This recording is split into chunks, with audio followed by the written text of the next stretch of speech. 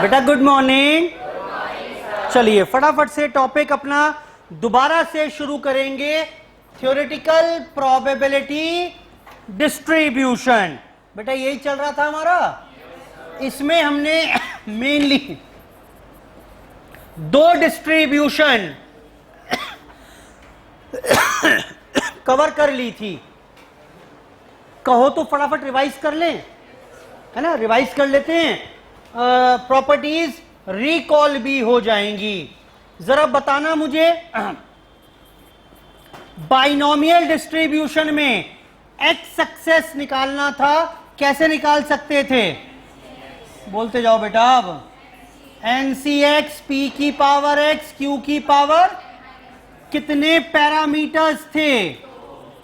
कौन कौन से? N और P। इसका एक नाम और भी था, बाय पैरामेट्रिक। अच्छा, इसमें अगर कांस्टेंट्स निकालने थे, मीन, SD और वेरिएंस, क्या था बेटा? बेटा ये याद आ रहा है सब कुछ? यही सब पूछेगा, क्योंकि आगे रिलेशनशिप क्या थी कि मीन हमेशा क्या होगा? Greater than variance. बोलो बेटा। इट कैन बी यूनिमॉडल और it can be bimodal. कैसे तय होगा कि यूनिमॉडल है या बाय मॉडल है? N+1 इंटू P की वैल्यू निकाल लें। बोलो तो क्या इससे क्या होगा? बताओ, बोलो क्या होगा? या तो ये वैल्यू क्या आएगी? इंटीजर, या आएगी नॉन इंटीजर। अगर इंटीजर है तो क्या मतलब हुआ? बेटा कितने मोड होंगे इस बार? 2 मोड होंगे। और नॉन इंटीजर है तो मोड कितने आएंगे? 1 आएगा। क्लियर है बात? यहां पर मोड क्या हो जाएगा? एक तो N+1 इंटू P ही हो जाएगा, यही जो आया हो। दूसरा क्या होगा? इंटू P-1 हो जाएगा। याद आ रहा है? यहां पर बताओ मोड क्या होगा? इंटीजर कंटेन्ड इन, जितनी भी इंटीजर हो इसमें N+1 इंटू P में। बेटा याद आ रहा है? मान लेते हैं ये 7.58 था, तो बताओ मोड क्या हो जाएगा? 7 हो जाएगा। बेटा ये सारी प्रॉपर्टीज थी जो हमने कवर की थी बाइनोमियल डिस्ट्रीब्यूशन की। अच्छा, और भी था इसमें, मैंने बताया आपको यहां पर कुछ ऐसे कि एक एडिटिव प्रॉपर्टी भी होती है। X is a binomial distribution with parameter, Y is again a binomial distribution, parameter N2 और P। कॉमन क्या है इसमें? P कॉमन होना चाहिए। तो X+Y भी क्या हो जाएगा? प्रॉपर्टी कहती है ये भी बाइनोमियल बनेगी और इसके पैरामीटर्स होंगे कुछ इस प्रकार से। बेटा बोलो। अच्छा, उसके बाद बात करें अगर पोजीशन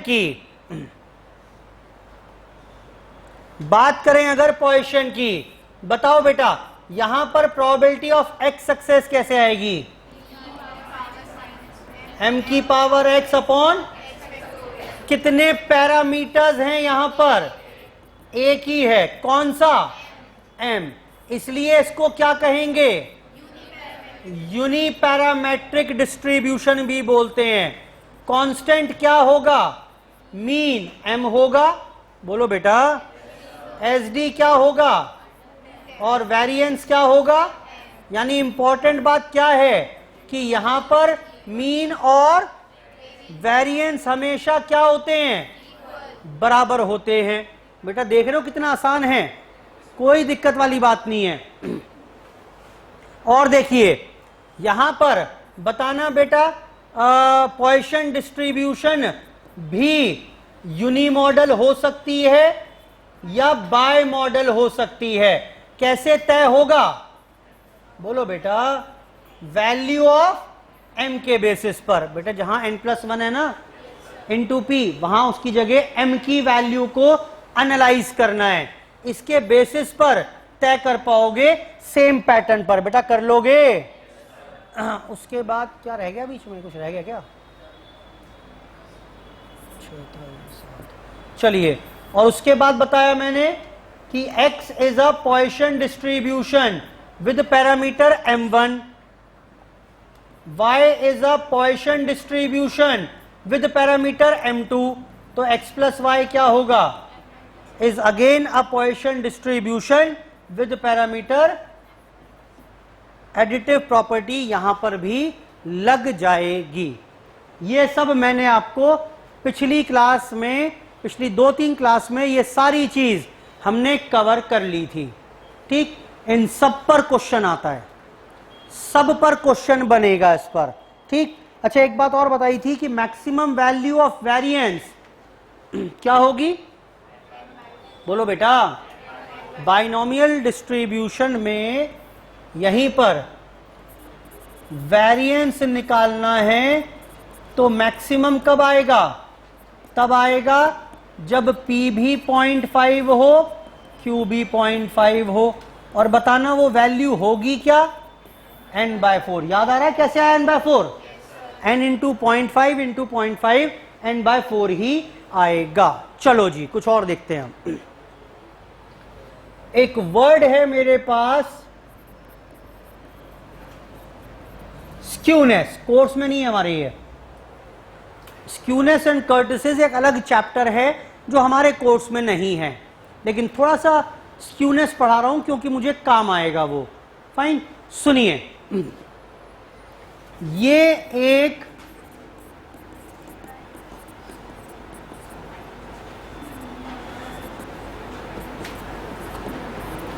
डेटा दिया हुआ है, डिस्ट्रीब्यूशन दी हुई है। कुछ खास बात नजर आ रही है क्या इसमें? बताओ, कुछ खास बात नजर आ रही हो तो बताओ। हाँ है। जैसे जैसे फ्रीक्वेंसीज पहले बढ़ रही थी सेम तरीके से घट रही हैं। बोलो बेटा। यानी इसका अगर आप ग्राफ बनाइएगा तो ऐसे बनेगा। अगर इसका ग्राफ बनाइएगा तो कुछ ऐसे बनेगा।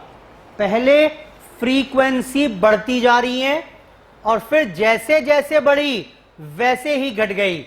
ये अगर आप बीच से पेपर फोल्ड कर दीजिएगा तो ये दोनों कर्व बिल्कुल क्या हो जाएंगे? ओवरलैप कर जाएंगे। ठीक, this is called symmetrical distribution. क्या कहेंगे इसे? भाई दोनों halves are exactly the same. दोनों हाफ, बेटा बात मत करो, दोनों हाफ बिल्कुल सेम हैं। यानी पेज को अगर बीच से फोल्ड कर दीजिएगा तो ये पूरा एज इट इज इसको ओवरलैप कर जाएगा। दोनों सिमेट्रिकल इमेज हैं। आई होप ठीक है बात ये। Symmetrical distribution. और अगर ऐसा ना हो, देखना जरा, या फिर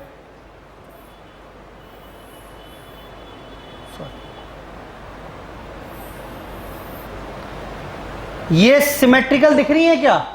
आओ कोशिश करते हैं। बीच से पेज को फोल्ड कर देते हैं, ओवरलैप करेगी क्या? बोलो। ये ओवरलैप करती नजर आ रही है आपको? नहीं करेंगी। तो दीज आर कॉल्ड, इन्हें क्या कहेंगे? इन्हें कहेंगे असिमेट्रिकल डिस्ट्रीब्यूशन। ठीक, या स्क्यूड डिस्ट्रीब्यूशन। स्क्यूनेस का मतलब क्या होता है? स्क्यूनेस का मतलब है लैक ऑफ सिमेट्री। अगर सिमेट्रिकल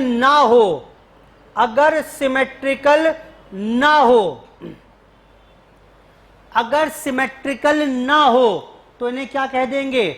इन्हें कह दीजिएगा अब स्क्यूड डिस्ट्रीब्यूशन। बेटा इस वर्ड पर लाना था मुझे, ये वर्ड समझ में आया कि नहीं आया? लैक ऑफ सिमेट्री, अगर सिमेट्री ना हो, एक जैसी ना हो दोनों हाफ, तो in that case it is called asymmetrical distribution या स्क्यूड डिस्ट्रीब्यूशन। यहां तक की बात ठीक है? अब यहां देखिए, ये कौन सी नाम बताया मैंने आपको इसका? सिमेट्रिकल। ये कौन सा है? स्क्यूड या असिमेट्रिकल। अब ये भी दो प्रकार की दिख रही होंगी आपको, मैं पढ़ के बता रहा हूं, देखना। यहां पर अगर आप देखें, सिमेट्रिकल नहीं है, साफ दिख रहा है। एक्सेस टेल, ये टेल दिख रही है, is on the left hand side. Left hand side पर टेल ज्यादा बड़ी है। और यहां देखना बेटा, excess tail is on the right hand side. Clear है बात? बोलो बेटा। तो ये दो तरीके की हैं, एक होगी इसमें पॉजिटिवली स्क्यूड और दूसरी कौन सी होगी? Negatively skewed. जरा पढ़ो मेरे साथ। अब बस इतना ही पढ़ाना है मुझे इसमें, वैसे तो पूरा चैप्टर है एक ही है अलग। लास्ट में आओ, बिल्कुल पेज 77 पर।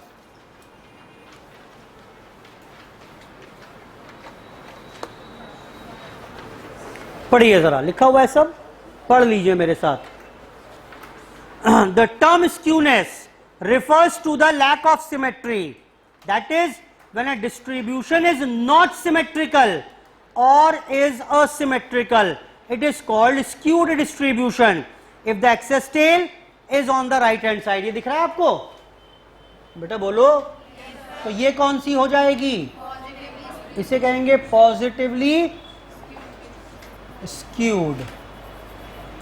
और ये कौन सी हो जाएगी? Negatively skewed distribution. पढ़िए। If the excess tail is on the right hand side, it is known as negatively skewed, sorry positively, and if the excess tail is on the left hand side, it is known as negatively skewed distribution. बेटा clear है? अब अगर symmetrical है, ये किसी और जगह जाके भी काम आएगा, आज नहीं कल तो काम आ जाएगा, लेकिन इसमें यहां पर mean median mode, sorry symmetrical कहां है ये? सिमेट्रिकल डिस्ट्रीब्यूशन में क्या होता है? इसमें मीन निकाल लो, मीडियन निकाल लो, मोड निकाल लो, तीनों बराबर आएंगे, तीनों बराबर आएंगे। एक काम करिए, वहीं पर ऑपोजिट साइड में ड्रॉ करना शुरू करें। पहले ये ड्रॉ करिए, सिमेट्रिकल डिस्ट्रीब्यूशन करिए, जैसे जैसे बोल रहा हूं वैसे करिए। पहले लिखो इसको, पहले बस इतना नोट करो, ये है सिमेट्रिकल डिस्ट्रीब्यूशन। इसमें मीन मीडियन मोड तीनों बराबर होंगे, तीनों बराबर होंगे।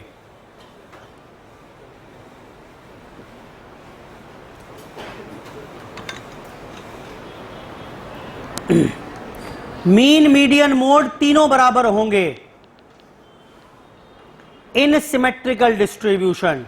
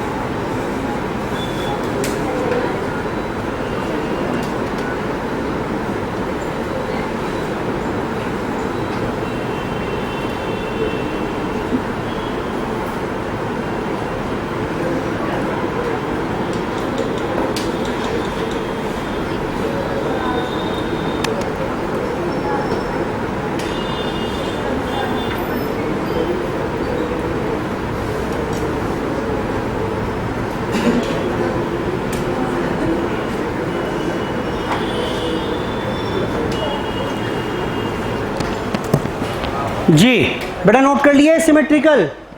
अब इसके बाद लिखो ये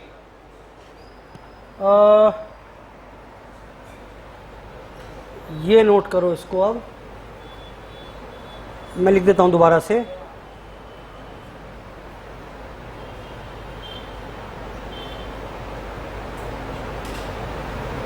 लिखो इसमें पॉजिटिवली स्क्यूड डिस्ट्रीब्यूशन। ये पॉजिटिवली स्क्यूड है, ये पॉजिटिवली स्क्यूड है।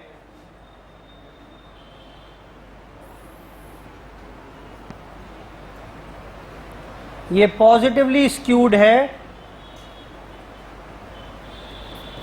और इसमें ये रिलेशनशिप काम करेगी। मीन सबसे बड़ा होगा, उसके बाद मीडियन, मोड सबसे छोटा होता है। यहां पर अगर इस सीरीज का मीन मीडियन मोड निकालोगे तो ये रिलेशनशिप बनकर आएगी। बेटा बीच में मत बनाओ लाइन, यहां पर मैंने हटा दी जानकारी, वो सिर्फ दिखाने के लिए था आपको। इसमें सिमेट्रिकल कहाँ है दोनों साइड, ठीक। तो उसको लाइन को नहीं ड्रॉ करना, लाइन तो ये दिखा रही है कि शायद बराबर हैं, ये नहीं करना ये लो नोट करो इसे। ये कौन सा हो गया बेटा, बोलो बेटा। इसे लिखेंगे नेगेटिवली स्क्यूड डिस्ट्रीब्यूशन। ये ऐसी नजर आएगी और इसमें रिलेशनशिप क्या है, मीन मीडियन मोड। उल्टा होगा, मीन सबसे छोटा और मोड सबसे बड़ा। करिए नोट इसे।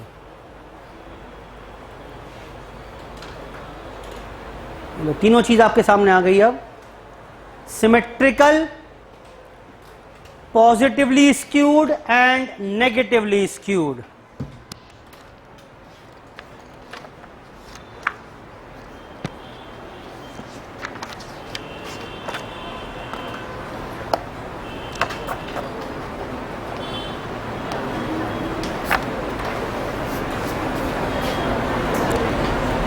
चलिए अब वापस आए, बाइनोमियल पर खत्म करेंगे।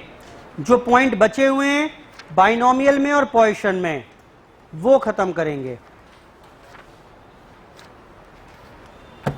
पढ़िए।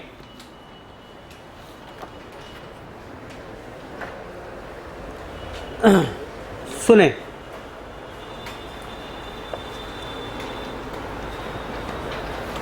तो जैसे ही मैं बाइनोमियल की बात करूं, वो एग्जाम्पल दिमाग में रख लीजिएगा अपने कि 5 सिक्के उछाले, क्या प्रोबेबिलिटी है कि 3 बार हेड आएगा।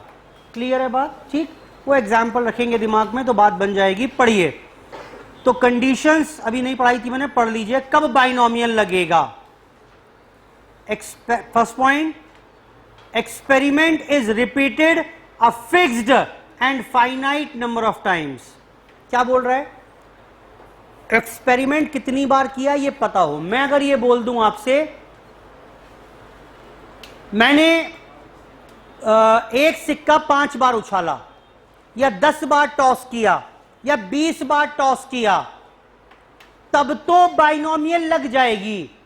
मैं बोलूं एक सिक्का में इनफाइनाइट टाइम्स हमने टॉस किया, तो अब बाइनोमियल भी फेल हो जाएगी। क्लियर है बात। नंबर ऑफ ट्रायल्स फिक्स्ड होने चाहिए और फाइनाइट होने चाहिए। दूसरा, ईच ट्रायल, हर बार सिक्का उछालने पर 2 ही आउटकम होने चाहिए, सक्सेस या फेलियर। सक्सेस क्या था मेरे एग्जांपल में, head. Number of 3 heads 4 heads, बोलो बेटा। यानी अगर 3 आउटकम हो सकते हैं किसी एक्सपेरिमेंट के, 2 से अधिक आउटकम हो सकते हैं, तो बाइनोमियल पिट जाएगा। देखो ना कैसे पिटेगा। वहां क्या लिखा है बाइनोमियल में, यहां अगर आप देखो तो यहां लिखा है ना P और Q। बोलो बेटा, तीसरा तो है ही नहीं यहां पर, तो अगर 3 आउटकम होंगे तो बाइनोमियल नहीं लग पाएगा। तीसरा, ट्रायल्स आर इंडिपेंडेंट, सारे ट्रायल्स इंडिपेंडेंट हो। पहली बार सिक्का उछाला, उस पर क्या आया, क्या इस बात से फर्क पड़ेगा कि दूसरे पर क्या आने वाला है? बोलो बेटा, नहीं पड़ेगा। तो इंडिपेंडेंट ट्रायल होने चाहिए, in the sense that outcome of one trial has no effect on the outcome of other trial, यानी probability of outcome do not change for each trial. हर बार हेड की प्रोबेबिलिटी 1/2 है। सिक्के 2 बार उछाल लो, 3 बार, 10 बार, हर बार प्रोबेबिलिटी सेम रहेगी regardless of what has happened in the previous trial. Point number 5 पढ़ लीजिए। अब छुड़वा रखा था, आप समझ में आएगा। ये शेप मैं पूछ रहा हूं जी, बाइनोमियल जब बनाएंगे, बाइनोमियल की शेप कैसी होगी? क्या वो सिमेट्रिकल होगी या बाइनोमियल डिस्ट्रीब्यूशन से नेगेटिवली स्क्यूड बनेगा, पॉजिटिवली स्क्यूड? तो उसका जवाब है ये, लिखो इसके बाद, इंपॉर्टेंट, एग्जाम में कई बार पूछ चुका है ये। सुनो, तो शेप कैसी होगी ये डिपेंड करेगा इस बात के ऊपर कि P की वैल्यू क्या है। अगर पढ़ो P इज इक्वल टू 5 तो कैसी शेप होगी?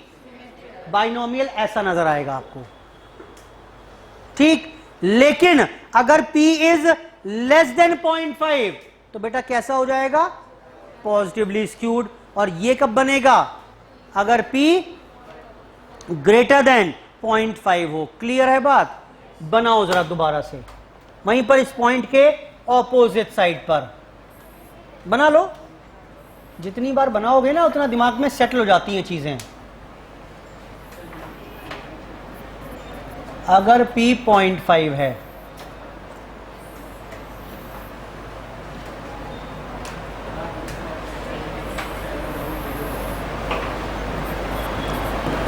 P लेस देन 0.5 है, पॉजिटिवली स्क्यूड है कि नहीं है ये? और negatively skewed, P greater than 0.5 होगा। बेटा मत करो ना बात।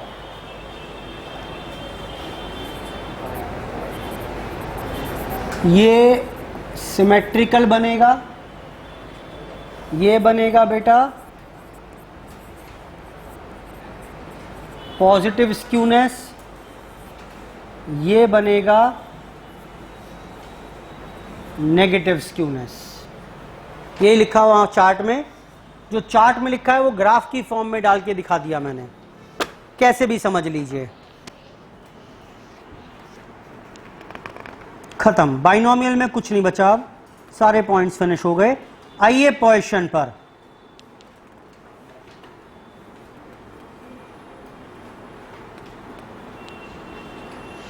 पोजीशन,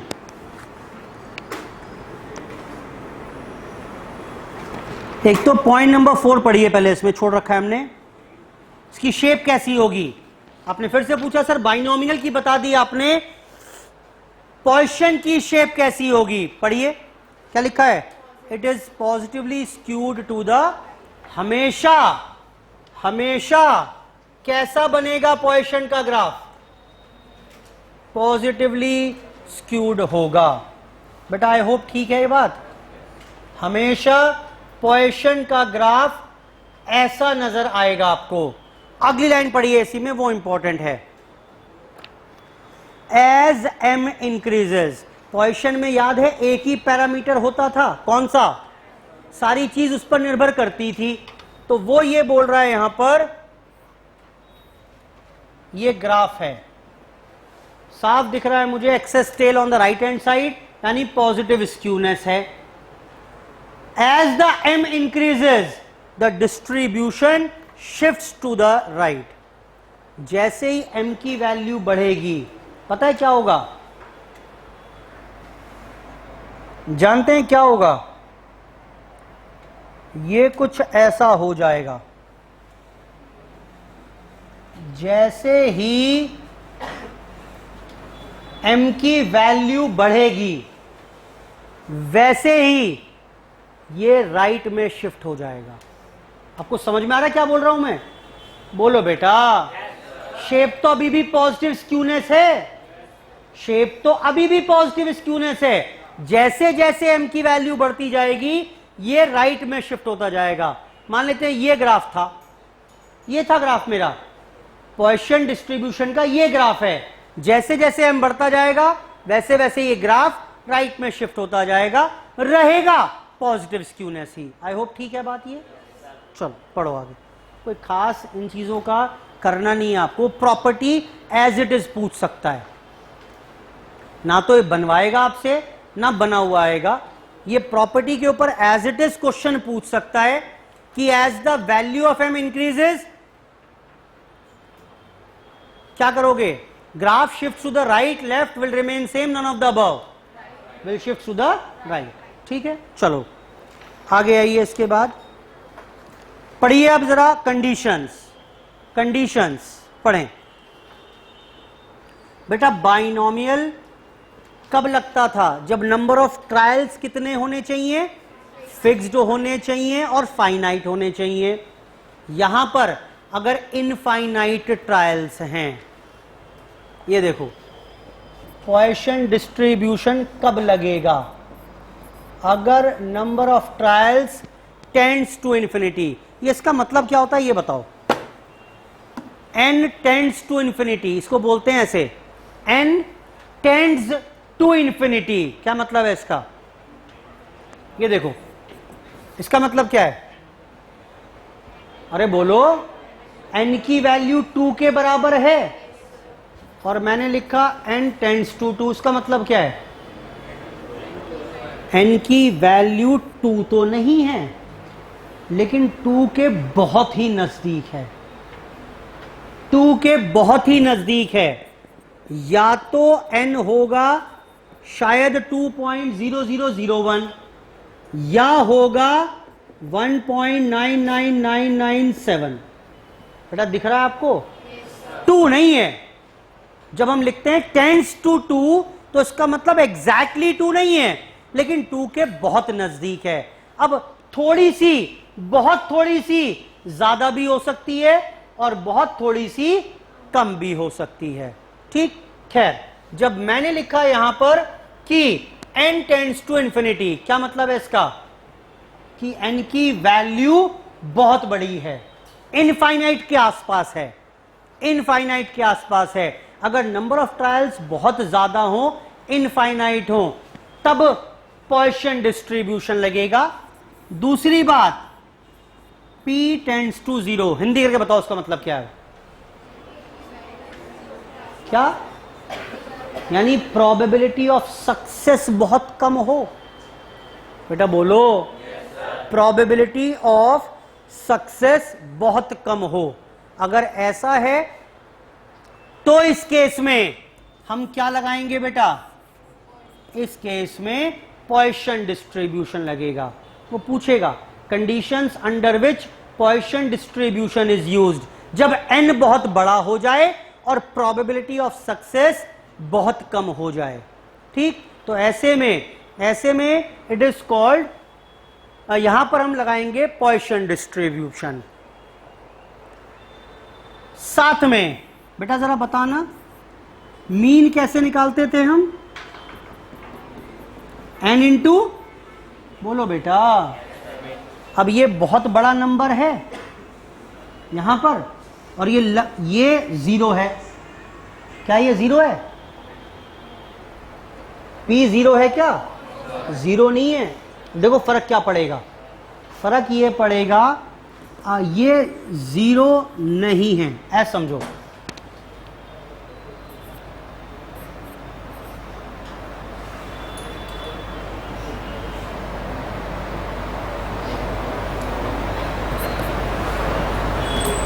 x नहीं, 10 इंटू a, 10a, 10a कितना हो जाएगा ये? सर a की वैल्यू बता दो, हम आंसर बता देंगे। बोलो बेटा। लो मैं बता रहा हूं यहां पर ए इक्वल टू 0 है, बताओ कितना आ जाएगा, ये 0 बन जाएगा। अच्छा सर यहां बताओ, यहां बेटा बता रहा हूं ए टेंड्स टू 0 है, क्या ये 0 बनेगा? नहीं बनेगा, नहीं बनेगा ये 0। कर लो मल्टीप्लाई, 10 को जब मल्टीप्लाई करोगे 1.000001 से मान लो, ठीक, क्योंकि ये 0 नहीं है, अब 0 के आसपास है, ये 0 नहीं आएगा। क्या ये बात क्लियर है कि नहीं है? तो ऐसे ही क्या ये मीन 0 आएगा? नहीं आएगा, ये कोई फाइनाइट नंबर ही बनेगा। ठीक, पढ़िए अब जरा मेरे साथ, पढ़िए। Binomial conditions under which binomial is use, sorry Poisson is use. पहला, number of trials is very large, यानी n tends to infinity. probability of success is very small, p tends to 0, n into m, p यानी m, ये जो m की value है, this should be finite and moderate, value discrete होनी चाहिए, पहले बता चुका हूं, डिस्क्रीट में ही आता है बाइनोमियल और पोइशन, और ट्रायल्स आर इंडिपेंडेंट। क्या ये सारी बातें ध्यान रहेंगी? बोलो बेटा, ये याद रखनी है प्रॉपर्टीज आपको, सारी प्रॉपर्टीज के ऊपर बेस्ड क्वेश्चन आता है, डायरेक्ट क्वेश्चन मिलेंगे आपको, जो भी मिलेगा पूरे चैप्टर में से 2 या 3 क्वेश्चन आपको जरूर मिल जाएंगे। 2-3 नंबर की मेहनत चल रही है ये। एक आखिरी बात देखना जरा, बाइनोमियल डिस्ट्रीब्यूशन को ऐसे लिख सकते थे और पोइशन को ऐसे। बेटा सारा काम कर दोगे अगर ये बता दूं तो मैं आपको? भाई बाइनोमियल में 2 पैरामीटर हैं, अगर मैं n और p बता दूं आपको, प्रोबेबिलिटी आप निकाल दोगे, मीन मीडियन मोड निकाल दोगे, वेरिएंस निकाल दोगे, एसडी निकाल दोगे, सब निकाल दोगे ना। मुझे आप इसकी शेप भी बता दोगे, और न जाने जो कुछ पूछूं सब आप मुझे बता दोगे। सिमिलरली अगर m बता दूं तो पोइशन में सारी चीजें बता दोगे आप। अब मैं बोल रहा हूं, बताओ पोइशन कब बन जाए, सॉरी बाइनोमियल ना लगाकर पोइशन कब लगाएंगे? अगर यहां पर नंबर ऑफ ट्रायल्स बहुत ज्यादा और प्रोबेबिलिटी बहुत कम हो जाए तो बाइनोमियल पिट जाएगी। क्या बन जाएगी वो? बस इतनी सी बात है कि binomial will become Poisson approximation बन जाएगी। पढ़ो, पोइशन 8 पॉइंट, लास्ट पॉइंट है, लास्ट पॉइंट है, Poisson approximation to binomial distribution. पहले मेरे साथ ये पढ़ो, क्या लिखा हुआ है मैंने अब? Binomial distribution with parameters n and p will become Poisson distribution with parameter m. कब? When n tends to infinity and p tends to 0. बस ये लिखा हुआ है, पढ़ो अब समझ में आ जाएगा।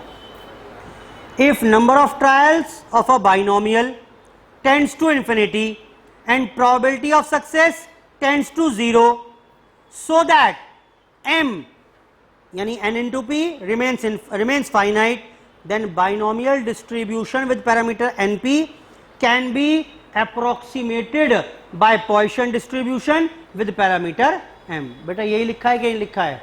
दोबारा लिख लो इसको एक बार फिर से, लिखा हुआ भी है वैसे, लेकिन फिर लिख लो और सिंपल तरीके से। Poisson बन जाएगी, बाइनोमियल जो थी वो Poisson बन जाएगी अगर ये शर्तें पूरी हो जाएं तो।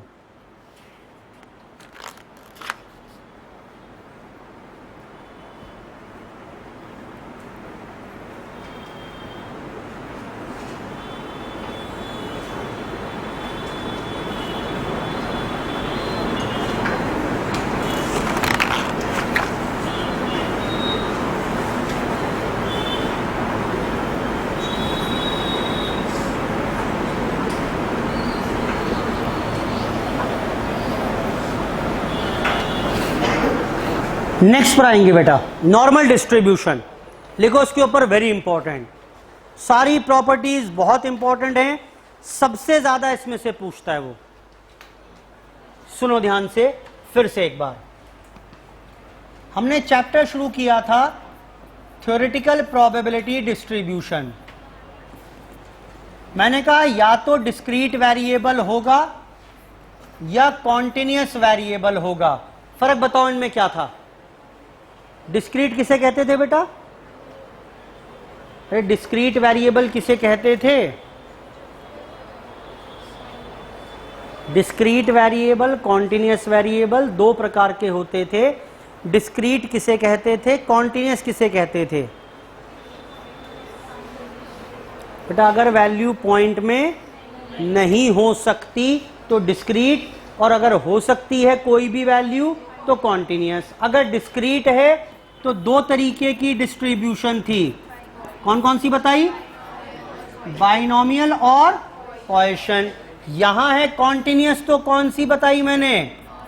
नॉर्मल, काई स्क्वायर, टी और एफ। ये शुरू कर रहे हैं अब नॉर्मल डिस्ट्रीब्यूशन। तो एक बात तो तय है, सबसे पहली बात कि नॉर्मल डिस्ट्रीब्यूशन में वेरिएबल कौन सा होगा?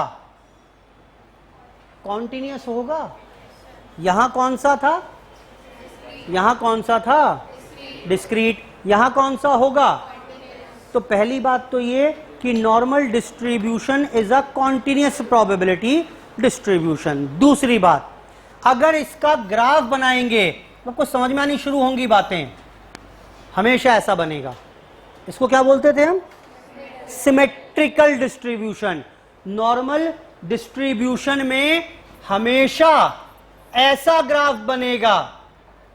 आज के बाद इसका एक नाम और हो गया, नॉर्मल कर्व। भाई इस डिस्ट्रीब्यूशन का कर्व है ना ये, तो इसे आज के बाद हम एक नाम से और बुलाएंगे, नॉर्मल कर्व।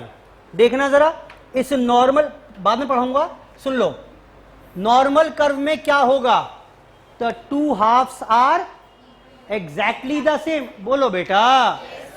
अगर ये पूरा एरिया 1 है तो ये कितना होगा और ये कितना होगा?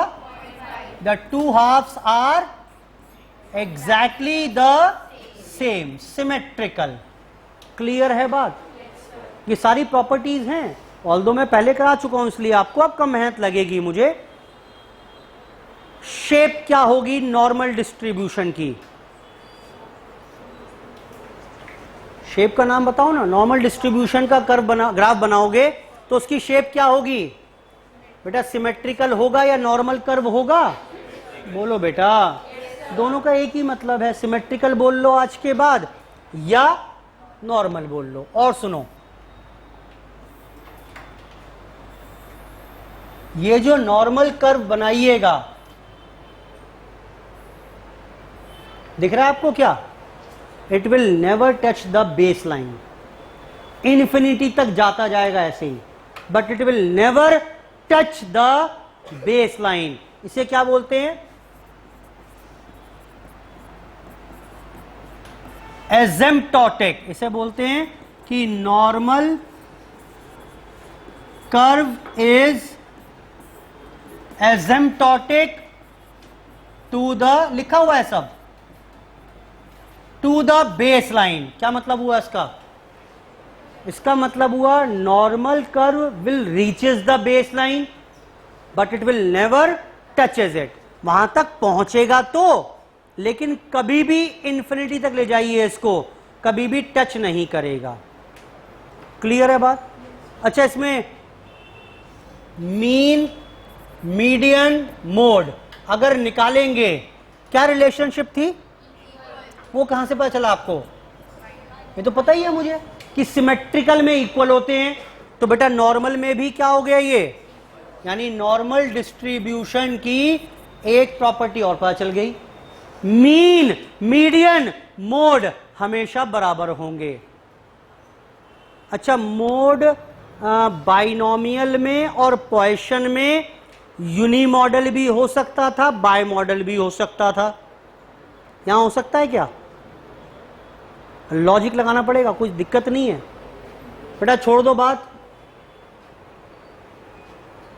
जी, कुछ नहीं समझ में आएगा, कुछ नहीं आएगा समझ में, ध्यान रखना इस बात को, खूब बातें करो, कुछ नहीं होना। लिखवा लो मुझसे अभी।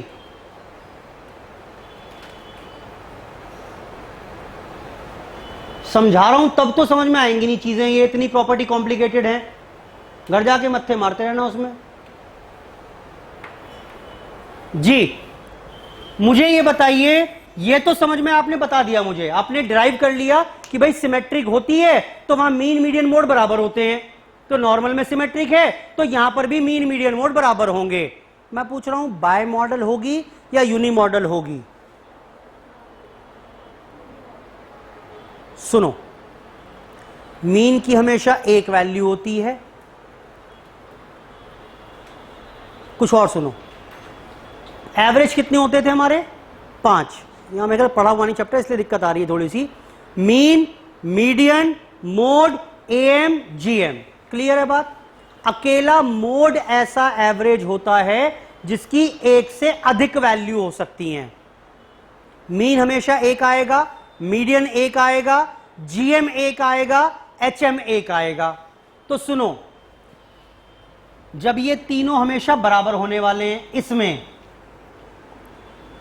इसकी वैल्यू एक ही आएगी, इसकी वैल्यू एक ही आएगी, तो क्या इसकी दो वैल्यू हो सकती हैं? बोलो बेटा, नहीं हो सकती, नहीं हो सकती। मीन मीडियन एक है हमेशा, तो मोड भी हमेशा एक होगा। यानी मैंने बताया क्या आपको? मैंने ये बताया, normal distribution is always unimodal. Binomial में क्या कहा था मैंने, याद कराओ? बाइनॉमियल में क्या कहा था? Binomial distribution can be unimodal और इट कैन बी, याद नहीं आ रहा क्या? ये रहा, ये रहा, ये देखो, binomial distribution can be unimodal और it can be bimodal. Poisson distribution can be unimodal, can be bimodal. लेकिन अब क्या बताया मैंने आपको नई बात? Normal distribution can only be uni, इसका एक ही मोड आएगा, क्योंकि मीन और मीडियन के बराबर होगा, उनकी एक एक वैल्यू होती है हमेशा, तो मोड की भी हमेशा एक ही वैल्यू आएगी। बेटा क्लियर है? yes, चलो और देखो, और देखो, बाद में पढ़ाऊंगा अभी। और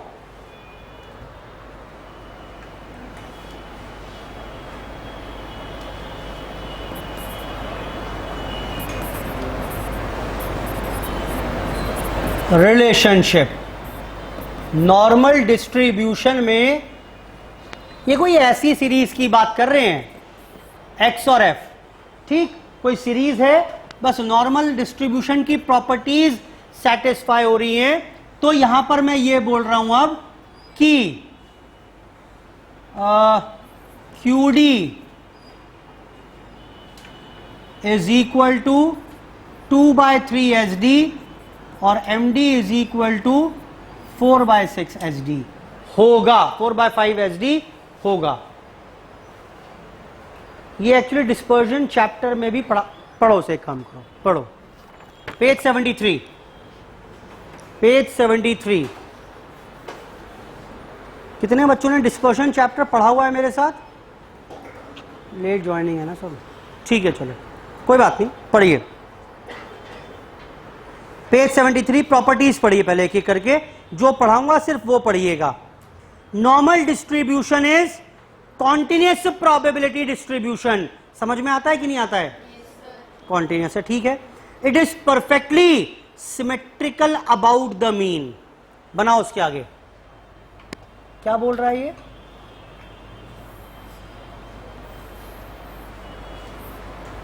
यहां पर मीन होगा, मीन के दोनों तरफ सिमेट्री बनेगी, सिमेट्रिकल अबाउट। और मजेदार बात क्या है जानते हो? यहीं पर मीडियन भी है, यहीं पर मोड भी है, क्योंकि तीनों बराबर होते हैं, तीनों बराबर होते हैं। बनाओ उसे, ए सिमेट्रिकल अबाउट द मीन, यानी मीन के ये वैल्यू मीन है, इसके दोनों तरफ का एरिया बिल्कुल सिमेट्रिकल होगा। Normal curve is a bell shaped curve. Bell देखिए कैसी होती है, बेल जैसा ही तो है कुछ कुछ बेटा, यही तो होती है बेल, बोलो बेटा। तो ये देखो ना, ये बेल शेप्ड कर्व ही तो है, in which two halves are exactly the same, ठीक, in which two halves are exactly the same. In normal distribution mean is equal to median is equal to mode. It is unimodal, that is it has only one mode. बेटा ये सारी बातें clear हो रही हैं कि नहीं हो रही हैं? ठीक है। उसके बाद 8th पॉइंट पढ़िए, relationship between different measures of dispersion. ये पढ़ा रखा है वैसे मैंने किसी और चैप्टर में भी, पढ़ो। QD is equal to 2/3 SD और MD is equal to 4/5 SD। यानी लिखो जरा example, in normal distribution QD is equal to 36, find MD and SD। करो काम, ये करके दो फटाफट से काम। ये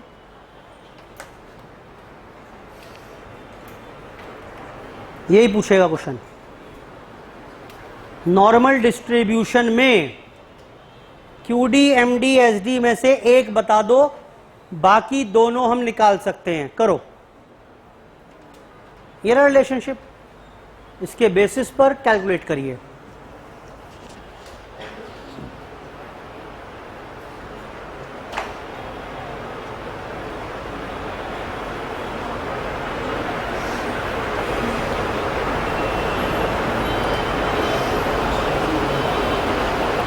जी बेटा कितना आएगा जरा बता रहे हैं क्या? QD is equal to 2/3 SD होता है, तो बेटा 36 इक्वल टू 2/3 SD। बताना SD कितना हो गया? ये 54 हुआ कि नहीं हुआ? अच्छा, और क्या पूछ लिया इसने? SD MD पूछा है। अब MD कितना होता है? 4/5 SD, यानी 4/5 इंटू 54। बताओ कितना हो गया अभी ये? How much? 43.2। चलो जी,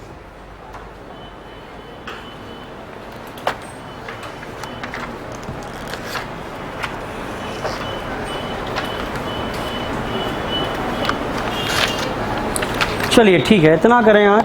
इसके आगे और नेक्स्ट क्लास में शुरू करेंगे। काफ़ी सारे पॉइंट्स हो गए, सब मिक्स हो जाएंगे वरना। ठीक, आज की चर्चा यहीं पर समाप्त कर रहे हैं। धन्यवाद, बाय बाय।